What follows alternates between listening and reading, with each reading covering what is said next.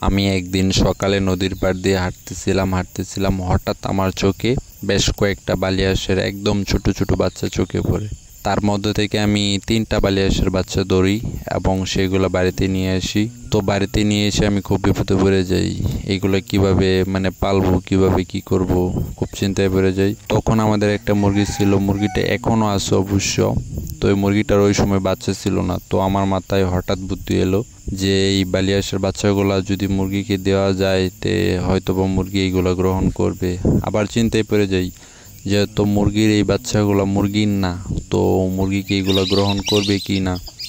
তো যেই ভাবনা সেই কাজ। তো রাতকিরা আমি মুরগির কাছে বাচ্চাগুলো দিয়ে দিই। তো দিয়েও আমি খুব চিন্তায় পড়ে যাই যে এই বাচ্চাগুলো মুরগি কি করবে, নিবে না ঠোর দিবে। তো আলহামদুলিল্লাহ সকালে দেখি যে মুরগি খুব সুন্দরভাবেই এই বাচ্চাগুলো গ্রহণ করছে। মুরগি বুঝতেই পারিনি যে এই বাচ্চাগুলো ওর না, ও খুব সুন্দরভাবে গ্রহণ করছে এবং খুব সুন্দরভাবে টেক কেয়ার করতেছে বাচ্চাগুলোর। এবং বাচ্চাগুলোও বুঝতে পারে নাই যে এটা ওর আসল মা না। বাচ্চারা হয়তো ভাবছে যে মুরগিটাই ওদের আসল মা। তো এইভাবে একদিন দুদিন যাইতে যাইতে এখন আলহামদুলিল্লাহ এই বাচ্চাগুলোর 10 মাস বয়স। তো 3টা বাচ্চা ছিল, একটা বাচ্চা অবশ্য 4-5 দিন পরে মারা গেছে, জানি না কেন মারা গেছে। তবে এখন যে 2টা আছে, 2টা একটা মর্দে একটা মেয়েদি হয়েছে, একটা নর একটা মাদি হয়েছে আর কি।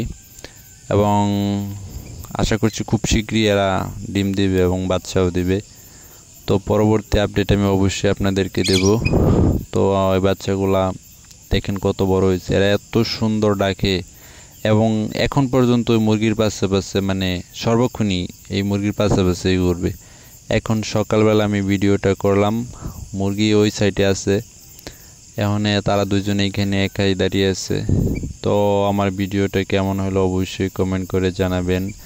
যদি আমার ভিডিওটা আপনার একটুও ভালো লাগে আপনাদের, তাহলে অবশ্যই আমার ইউটিউব চ্যানেল পিয়াস মোহাম্মদ অফিসিয়াল সাবস্ক্রাইব করে দেবেন। আর যারা আমার ফেসবুক পেজে ভিডিওটি দেখছেন পিয়াস মোহাম্মদ অবশ্যই ফলো করে দেবেন। সবাইকে অনেক ধন্যবাদ, সবাই ভালো থাকবেন, সুস্থ থাকবেন। আর হ্যাঁ, অবশ্যই পরবর্তী আপডেট আমি আপনাদেরকে দেব যে তারা যখন ডিম দিবে এবং ডিম থেকে বাচ্চা হবে তখনও আমি ভিডিও করে অবশ্যই আপনাদেরকে দেখাবো।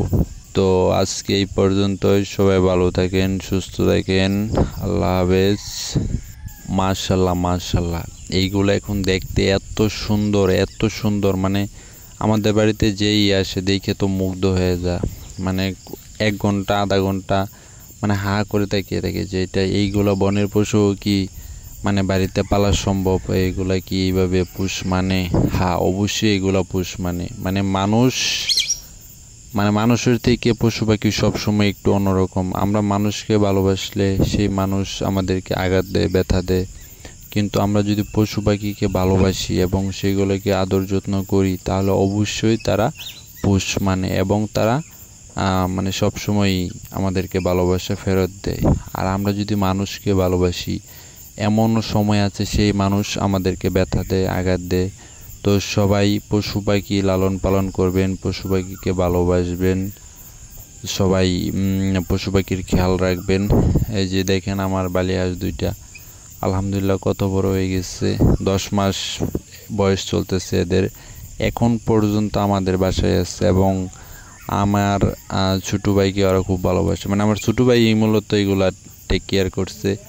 আমিও যখন সময় পাই তখন তাদের টেক কেয়ার করি। ভিডিওটি ভালো লাগলো অবশ্যই লাইক কমেন্ট শেয়ার করতে ভুলবেন না। আর এতক্ষণ সময় নিয়ে ধৈর্য ধরে আমার ভিডিওটি দেখার জন্য সবাইকে অনেক বেশি ধন্যবাদ। সবাই ভালো থাকবেন, সুস্থ থাকবেন, আল্লাহ হাফেজ। সবাইকে অনেক আবারও ধন্যবাদ জানাচ্ছি।